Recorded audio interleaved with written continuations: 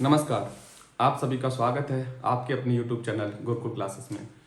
दोस्तों, जितनी भी परीक्षा पिछली बार हुई हैं उस सभी बैचों को मैंने पढ़ाया भी है, बड़ी बारीकी से एनालाइज भी किया है। उस आधार पे अपने अनुभव को मैं आपके साथ साझा करना चाहता हूँ।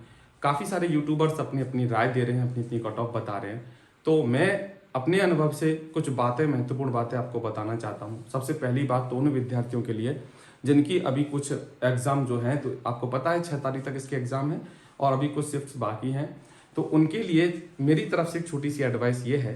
काफ़ी सारे मैं विद्यार्थी देख रहा हूँ वह एनालाइज को देख रहे हैं, मतलब दिन पे दिन जो परीक्षा होती जा रही हैं उनका डेली वीडियो देखते हैं, क्या क्वेश्चन पूछा गया, फिर वही आप पढ़ना शुरू कर देते हैं। तो सबसे पहली बात तो आप ये एनालाइज देखना बंद कर दीजिए।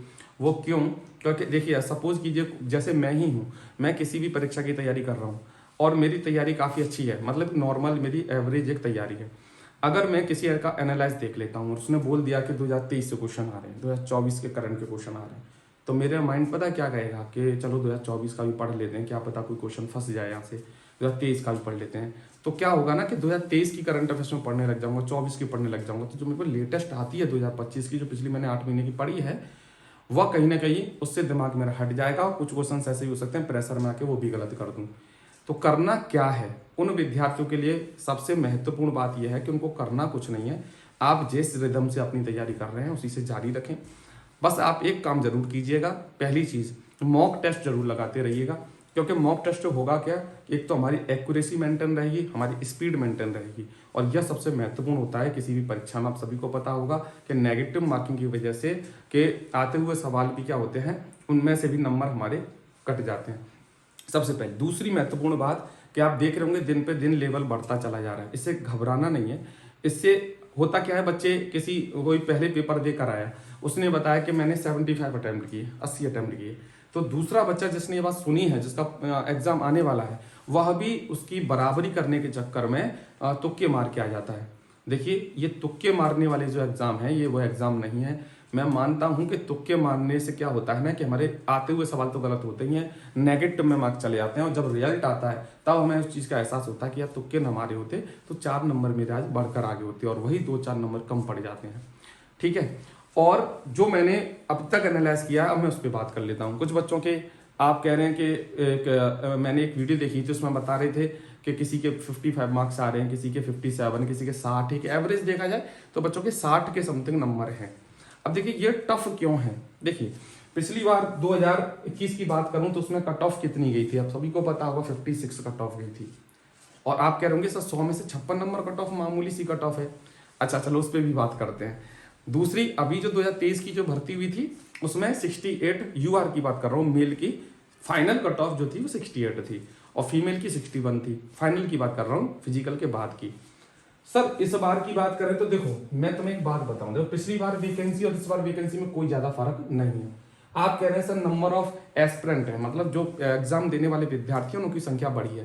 बेटा, जो ओवरेज हो गया वो भी तो कम हुए हैं, न्यू स्टूडेंट बढ़े हैं, लेकिन जो एक्सपीरियंस बच्चे हैं, जो परीक्षा की तैयारी जिनकी काफी अच्छी खासी थी, वो आपके ओवरेज भी हुए हैं, जिस वजह से कंपटीशन बढ़ा है तो कम भी हुआ है, यानी कि संतुलन पे है। तो पिछली बार और इस बार में कोई ज्यादा फर्क नहीं है, चाहे मैं वैकेंसी की बात करूं, चाहे मैं कंपटीशन लेवल की बात करूं। परीक्षा की लेवल की बात करूं तो पिछली बार जो मैथ और रीजनिंग था वो इजी टू मॉडरेट था, और जीएस तो हर बार की तरह टफ ही होता है। देखो जीएस जो होता है ना, सबसे महत्वपूर्ण रोल प्ले करता है किसी भी कट ऑफ को निर्धारित करने में। मैं खासकर दिल्ली पुलिस की बात करूं तो एसएससी में, चलिए मैं एक स्टूडेंट के नजरिए से आपको समझाता हूं कि जो परीक्षा देने जाता है ना उसी को पता होता है कि एक्चुअली में परीक्षा में जब बैठता है ना और जब उल्टी गिनती शुरू होती है टाइमिंग की, तो हड़बड़ाहट में आते हुए सवाल गलत हो जाते हैं।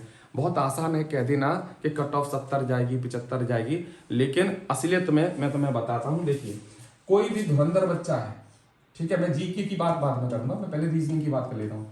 कितना भी धुरंधर बच्चा हो, रीजनिंग में सपोज उसके कितने आ जाएंगे 25 में से, चलिए मैं 22 काउंट कर लेता हूँ, है ना। एक क्वेश्चन हो सकता है उससे नया हो, एक क्वेश्चन उसने छोड़ दिया हो, और एक क्वेश्चन उसका गलत हो गया हो, पॉसिबल है। एवरेज यही होता है, 22 मार्क्स में मान लेता हूं आपके, ठीक है। अच्छा, नेगेटिव में कट जाएगा एक नंबर, वो तो हम काउंट करते ही नहीं है, तो ये भी तो बहुत जरूरी है। 21 नंबर में रीजनिंग के मान लेता हूँ।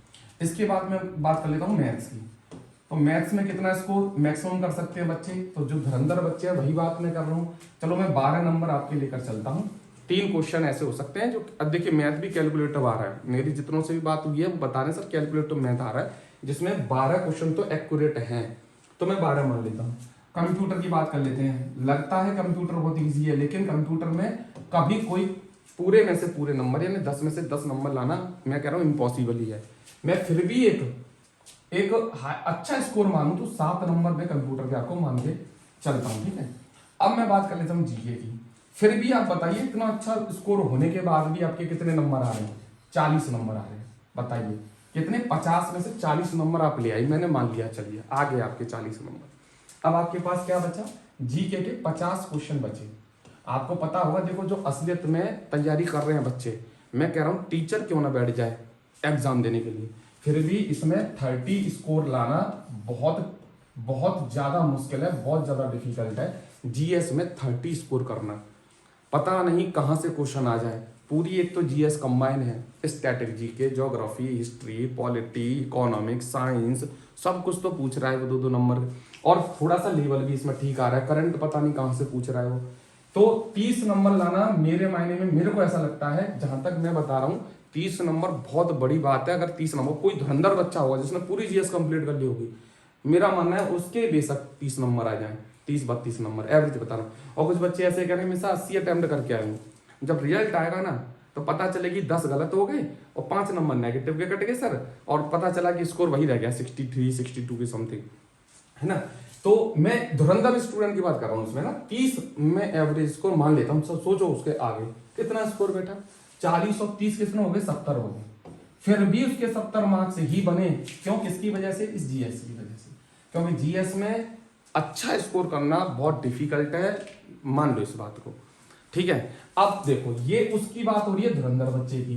पिछली बार कट ऑफ, इसीलिए इस दिल्ली पुलिस की कट ऑफ जो है बाकी एग्जाम की जो कट ऑफ जाती है उससे बहुत कम जाती है, ठीक है। अब 70 तो हमने धुरंधर बच्चे के मान, क्या हर एक ऐसा बच्चा होगा इसमें फील्ड में? नहीं होगा।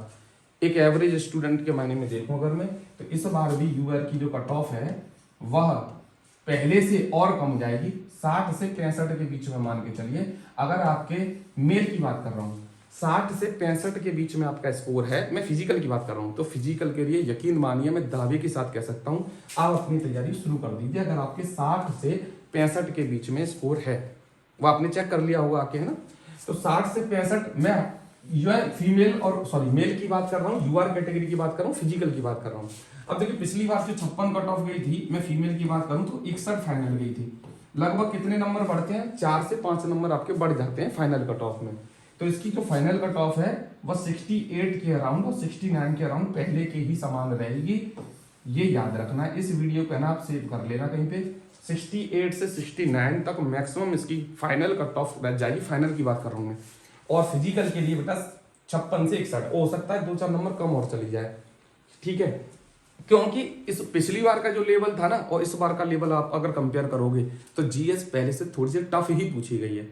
मैं भी जो भी एग्जाम में एनालाइज किया उसके हिसाब से बताऊं तो 68 से 69 आप फाइनल मान के चलिए। यानी अगर आपके 65 से 70 के बीच में नंबर हैं तो यकीन मानिए आप अगर फिजिकल निकाल देते हैं, फिजिकल भी इसका ईजी नहीं होता है, आप फिजिकल की तैयारी शुरू कर दीजिए अपनी। और बाकी जो कैटेगरी बची है आपकी ओबीसी की, एससी एसटी की, तो वो तो और कम मान के चलिए आप, मतलब आप मानिए 55, 53, 54, 55, 56 के समथिंग है, तो आप अपनी तैयारी शुरू कर सकते हैं। ये था मेरा ओपिनियन, जो पिछले 10 साल का एक्सपीरियंस है मेरा। मैं पिछले लगभग पढ़ाता मैं वैसे 15 साल से रहा हूँ, लेकिन फिर भी अगर कंपटीशन की फील्ड की बात करूँ तो 10 साल का जो मेरा एक्सपीरियंस है, जिसमें मैंने हर परीक्षा की जो बड़े गहन तरीके से एनालाइज किया है, अध्ययन किया है, उसके मुताबिक जो मेरी कट ऑफ है, जो मेरी राय है वो ये है कि दिल्ली पुलिस की, वैसे पहले से इसको डिसाइड कर लेना समझदारी नहीं होती है, लेकिन कुछ बच्चे जो हैं वह इस पर निर्भर रहते हैं कि सर कट ऑफ पता चल जाए ना तो पढ़ने का थोड़ा मजा आता है, आगे तैयारी करने का थोड़ा आनंद आता है, थोड़ा कॉन्फिडेंस आता है। तो उनके लिए मैं बता दे रहा हूँ, अगर आपका 60 से 65 के अराउंड मार्क्स है, रॉ मार्क्स की बात कर रहा हूँ, और हो सकता है 2-4 नंबर नॉर्मलाइजेशन में बढ़ जाए, क्योंकि इतनी सारी शिफ्ट हुई है तो नॉर्मलाइजेशन नंबर बढ़ेगा ही, तो फिर और सोने पे सुहागे वाली बात हो जाएगी। ये मानिए कि ये मेरी कट ऑफ है 68 से 69। अब बाकी बच्चे जिनकी परीक्षा आने वाली है वो इस कट ऑफ को ध्यान में रखकर परीक्षा दें। मैं कह रहा हूं एक सबसे महत्वपूर्ण बात फिर से मैं दोहराता हूं कि बेटा तुक्के नहीं मारने हैं, क्योंकि हम करके आए 80 और पता चला इसमें से 15 सवाल गलत हो गए। ठीक है, 15 सवाल गलत हो गए सर। अब क्या होगा, 65 नंबर रो बन रहे हैं, उसमें से 15 नंबर नेगेटिव के, मतलब 15 क्वेश्चन का जो नेगेटिव बनेगा वो भी हटा दो।